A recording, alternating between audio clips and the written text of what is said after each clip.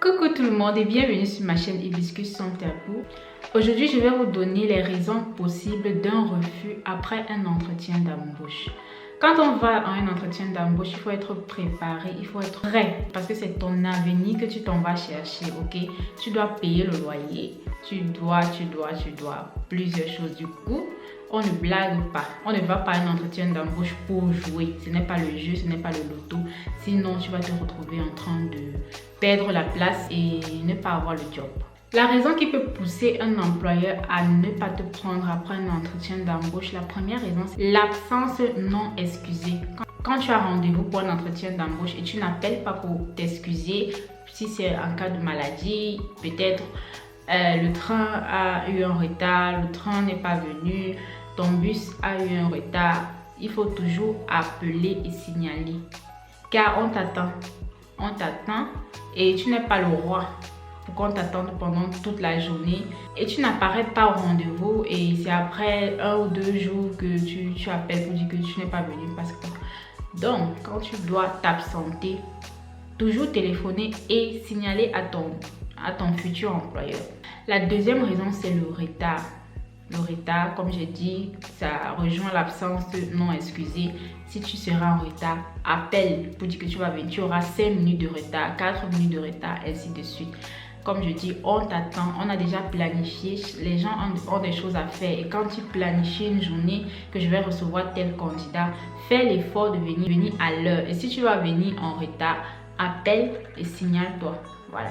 La troisième raison, c'est quand tu ne montres pas assez d'intérêt pour l'entreprise, quand tu n'as pas assez fait de recherche sur l'entreprise avant de venir au rendez-vous. Si on te pose d'abord, par exemple, des questions que tu peux nous dire concernant l'entreprise dans laquelle tu veux être employé et que tu n'arrives pas à dire, même que si on te demande combien d'employés nous avons, combien où est-ce qu'on est situé, et tu n'arrives pas à répondre à ces questions, ça vous montre un manque d'intérêt, que tu ne t'intéresses pas vraiment à l'entreprise et sache déjà que tu as perdu.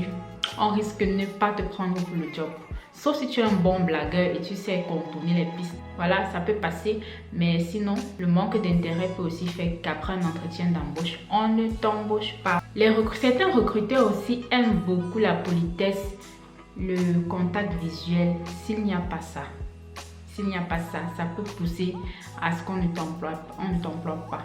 Ok, parce que quand tu viens, salutations, contact visuel, salutations avec politesse, bonjour monsieur et tout, et toujours fixer l'employeur ou le recruteur dans les yeux quand tu viens faire ton entretien d'embauche. Sinon, il va te dire que mon frère.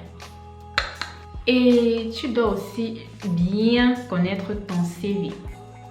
Ou ce que tu as écrit dans ta lettre de motivation parce qu'il pose des questions là-dessus. Quand on prend ton CV, on parcourt ton CV avec toi, tu dois être capable, à chaque fois qu'on te pose des questions, capable de répondre à ces questions, dire que oui, tel, et ainsi de suite. Oui, je suis née à, oui, j'ai fait le lycée tel, oui, j'ai eu un diplôme. Tu dois être capable de répondre aux questions.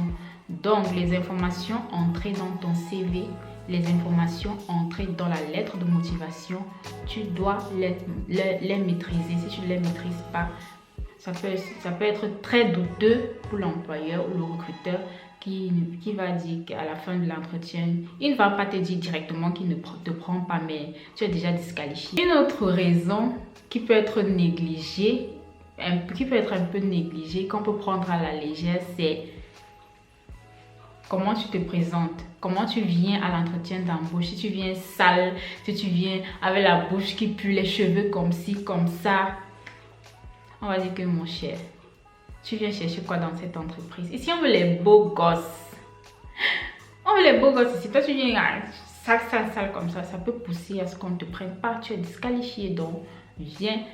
Porte ta dernière, comme on dit souvent au Cameroun, porte ta dernière valise avant d'aller à ton entretien d'embauche.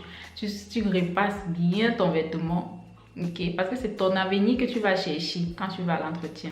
La mauvaise posture peut aussi être une raison de vous disqualifier. Quand tu t'assois en face de ton recruteur, sois posé. Ne prends pas tes pieds, tu croises, tu prends tes pieds, tu déposes sur la table, tu écartes tes pieds. Non, il faut avoir une bonne posture. Tu vas savoir que non, le gars, s'il est prêt, ou la fille, si elle est prête, quand tu te présentes dans le bureau là, tu es prête pour attraper le job là. Donc, il faut faire attention à tous ces points. Une autre raison encore, c'est le salaire trop excessif. Quand on te demande combien tu veux qu'on te paye, qu'est-ce que tu attends, c'est quoi ton salaire, qu'est-ce que tu estimes, comment tu estimes ton salaire. Et si tu as une attente trop élevée, ils peuvent dire que non, on ne peut pas.